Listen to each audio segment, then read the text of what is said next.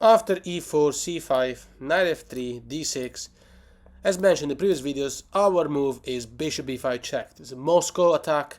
So in this video we're going to go through basically all the things we haven't gone through at all, so we can close the saga of mastering the Moscow. So let's start with bishop blocks in d7. Now we know we have to take. There's two ways to take back, either with the knight or with the queen. The only two ways that make sense to see. We're not going to see king to d7 because we have enough faith in humanity to believe that that's not going to happen. So we're going to go extensively through queen takes and a few things that can happen next. Let's quickly have a look at this one. Knight takes back. As we know now, we play c3. We've seen this a lot in the previous videos. Knight g to f6, attacking the pawn, and now we have to play queen to e2. And in one of the previous videos we went through e5, but now we're going to go through e6, and that's the novelty. So let's see a few ideas we haven't explored yet, and then we'll change the line. Castle, bishop e7, and now d4. And now c takes in d4, pawn takes back, gives birth to a transposition of something we've seen before, so we're not going to go through that. We're going to look at this idea when our opponent doesn't take in d4 with the pawn. Here what to play is e5 immediately. This move punishes the black player straight away. Obviously knight to g4, you can attack the knight, and the knight can't go to e5 because of the pawn in d4. The knight will have to go to h6, then you can take the game from there. It's absolutely terrible. So after this move, let's see, for instance, knight to d5 is punished immediately. c4. The knight has to move again. Knight to b4. Okay, either way, we're going to take this pawn. Bishop takes back, only move that makes sense. Knight to c3. The idea here is to play knight to b5, attacking this bishop, and when the bishop, let's say, if he was on move again, I will play knight b5, and when the bishop finds a shelter in e7, then you play a3, attacks the knight. Knight moves to c6, and now d5. You're producing a pass pawn no matter what. The knight's stuck in d6, so you're threatening to push d6 and win the game. That wins a piece, right? That's a very strong threat. And once again, in this position, we said we were threatening knight b5. Knight b5, what if the bishop hides in the other diagonal? Well, okay, now here we take this pawn, and this is a free pawn. If black takes back, now you can play rook to d1, wins a tempo on the queen. The queen moves, and now you can develop the bishop with tempo. You're attacking this bishop, you're attacking this knight. If instead the queen had chosen, let's say from d8, she'd gone to b6, then you will just play a3. Knight moves back. Now bishop e3, allowing us to play b4. It's game over very soon. Because you'll be threatening to take this with the fork as well. So that is the plan we're going for. Now you know what the plan is. Let's do a recap so that this becomes more and more familiar.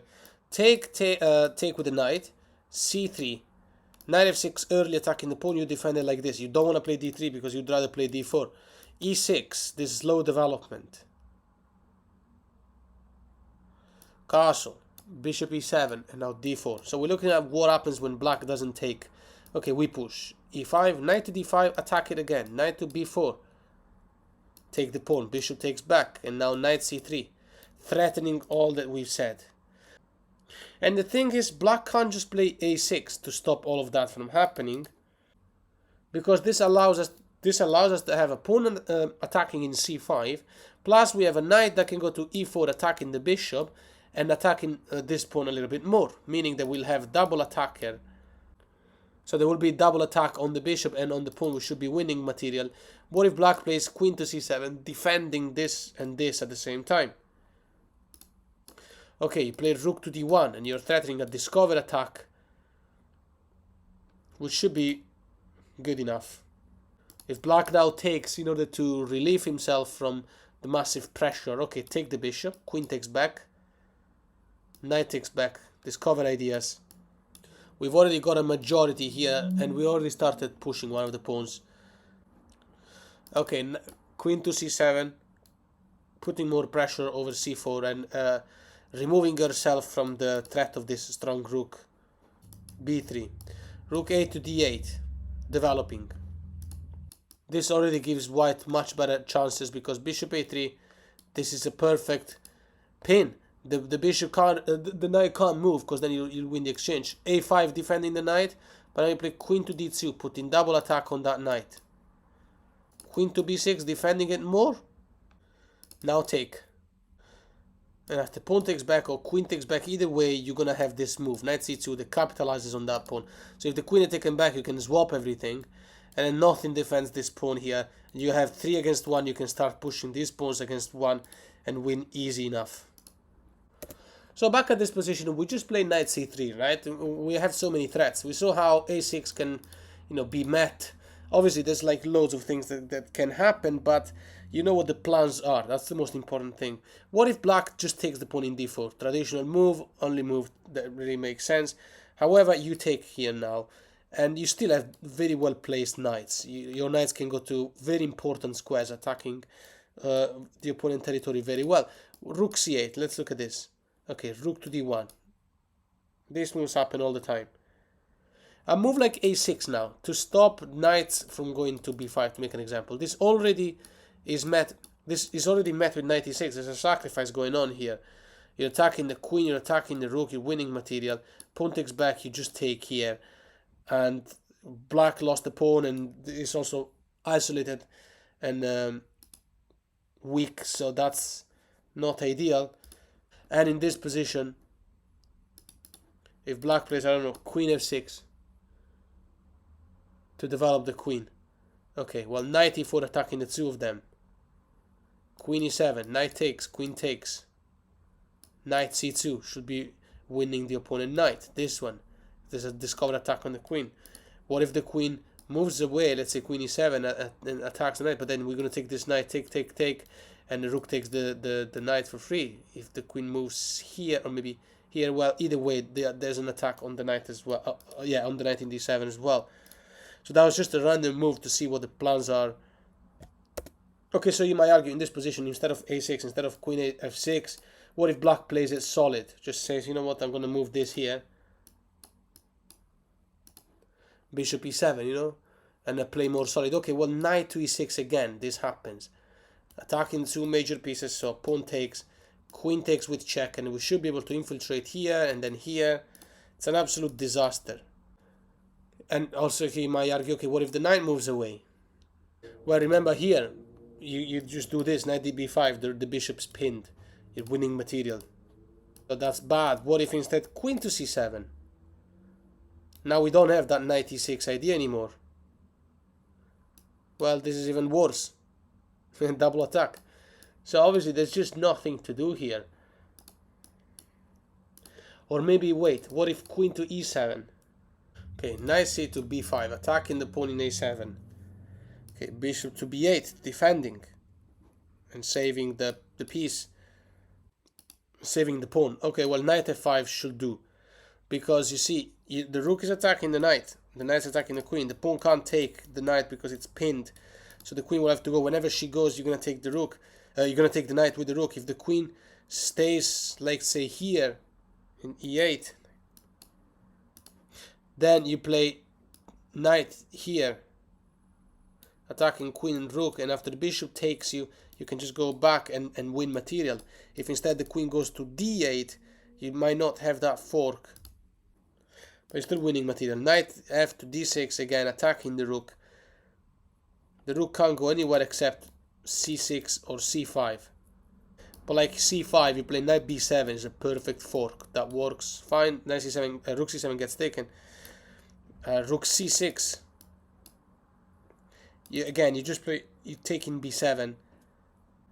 There's nothing there. It's not like the knights are going to get trapped or anything. Queen to c8, unpinning this knight, attacking this knight. You just go back to d6. That's it. Bishop takes, knight takes, queen c7, putting double attack on this knight.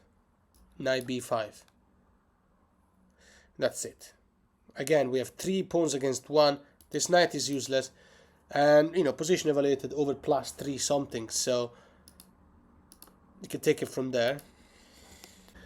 So, let's make a recap. And let's go through something we didn't see before. So, bishop check. What happens when black blocks with the queen? So here, if you take the queen, that's a really good move, because, it's because, the queen is much more important than the bishop. So you should definitely do that. But anyway, let's say if black blocks with the bishop, you take. What if queen takes back? As we mentioned in so many of the previous videos, c4 is the move now. And the idea to continue now is the early knight f6. That's what we're going to be exploring. Before we go through that, let's look at knight c6, because there's a line that we didn't go through at all. Here, as we know, we played d4. And we're going to see this move. Queen to g4. They've tried this move against me a couple of times. It's apparently a thing. I didn't even know. It's basically targeting both g2 and e4. So here the best move is d5. It's crazy, because you're neither caring about g2, neither e4. I would have probably played something like castle, because then the queen takes here, but then you develop the rook. Maybe it's interesting to see how that goes. Maybe that's the best move. But d5 is crazy. I mean, you're attacking the knight, but the queen can take this with check. Obviously, queen g2 is not recommendable now, because after the rook moves, the rook is protected by the knight. Attack the queen whilst the pawn attacks the knight, so you're winning material. So let's look at this. Queen e4 check, and now bishop e3 blocks. Of course, we're not going to be in favor of any swap at this point, because we're down the central pawn. Here, we're threatening to take this knight. And when the knight moves, whenever he moves, right, we got this idea of queen a4 check is a very strong move. You go knight c3 attacking the queen. We're winning a lot of development. So let's see if black tries to stay relevant. Knight e5. Again, queen a4 check. This is not going to be stopped with knight to d7, for instance, in order to save black's possibility to castle the king. Because here you play knight c3, the queen can't take the pawn here, has to move away. Queen to g3. Queen to g6. What if queen to d3 here? Rook to d1 simply. I mean, the queen will have to go to g6. But in this case, instead of going through that, let's say instead of. Okay, so after knight c3, instead of queen d3 and then g6, the queen, let's say, goes to g6 right away. Castle. Knight f6. We play knight to b5. And that should be it. Knight c7 is a strong threat. Rook to c8 is not a problem, because then queen to a7, then you're attacking this pawn, then you're attacking the rook. Black will never be able to castle in time. This is completely winning position. You might argue, what if instead of knight f6, black plays a6, stopping this knight b5? Well, that doesn't stop the knight going to b5, actually, since the pawn will be pinned. However, the most accurate continuation here is b4 by white. The idea is to take this free pawn. Position evaluated +5 or +6 now. It's completely crazy. So what if black takes? Not allowing you to take the pawn in c5. Okay, take this with the queen, and now you're infiltrating. Again, this is completely won for white. We have the queen infiltrating. There's no coming back. Black can't push b5. We got too many attackers. Black cannot castle. It's impossible. So let's say, for example, maybe knight f6. So the queen is out of the game. Knight f6 has just happened. But black can't develop the bishop without moving the e-pawn. But then you can take and weaken the king. Here, you just take in b7. Rook to b8, attacking the queen. Queen to c6. Keeps the pin going on. Rook can't go to b6 because you're threatening c8. So let's see what happens if black tries to develop the bishop for real, like e6. Rook a b1 will do the job. Either the black rook swaps with us or doesn't. We're going to infiltrate no matter what. So if we make a recap, we can go through that again, but instead of knight going backwards, we're going to look at king d8. So bishop blocks, take. Okay, they take the queen, c4. Knight c6 immediately is met with d4. And now we're looking at this move, attacking these two pawns. So fine, d5. This is the key move to remember. Queen takes with check, develop the bishop. Knight moves, and now check. So king to d8 now. Moving the king and remaining developed for black. At least now black now has double attack over c4, maybe trying to swap. Double attack over f3, trying to win this pawn maybe. So it looks like this makes more sense. Now we take this knight. That's the reason why we take that knight. Now taking back with the pawn allows us to just play knight c3. Then we're going to have an attack on this pawn in c5 with the bishop. And yeah, it's a fantastic development. We're completely winning. If black takes with the queen, castle, and it looks like we don't have anything in particular. Oh, by the way, queen takes b2 doesn't trap our rook. Let's say queen b2, you just play bishop to d2. That's it. If the queen takes the rook, then bishop to c3 traps the queen. The queen goes away to b6, and you can pin the queen to the king. The queen will have to go away, but like, you might argue that maybe our opponent has won a pawn, another pawn, but that just allows us. And now we just have an open file for the rook, even an extra one. Besides, if the queen goes to f6, for instance, bishop a5 is like a checkmate, unstoppable now. Because how do you go to, look at these two pieces, tremendously strong. The king moves away, you're infiltrating. If the pawn blocks, then you can still take it with check. And you can take it from there. If the pawn can't really take back, you got an attack on the rook. So in this position, queen b2 is not recommendable. Let's say black plays e6, trying to develop. Okay, knight c3 develop, knight f6, rook f2 e1, putting the rook on the same file of the queen, maybe trying to go like ideas like bishop c5, undermining the black center. Queen to h5, best move, b4. This is the thematic move to remember. And now we're putting a lot of attack over c5. It's good to take in c5 because you always want to open the b file. Here, the rook for the b file. So pawn takes, okay, fine, take back with the queen. b6, stopping the arrival of the queen. Doesn't work because bishop b6 is a perfect sacrifice to make. It's absolutely correct. Takes with check. King moves allows us to do this check and win the rook. So let's say king moving here, but then you have this check and you're winning the rook anyway. If the king moves, then you can involve the other pieces, the rook and so on. It's game over.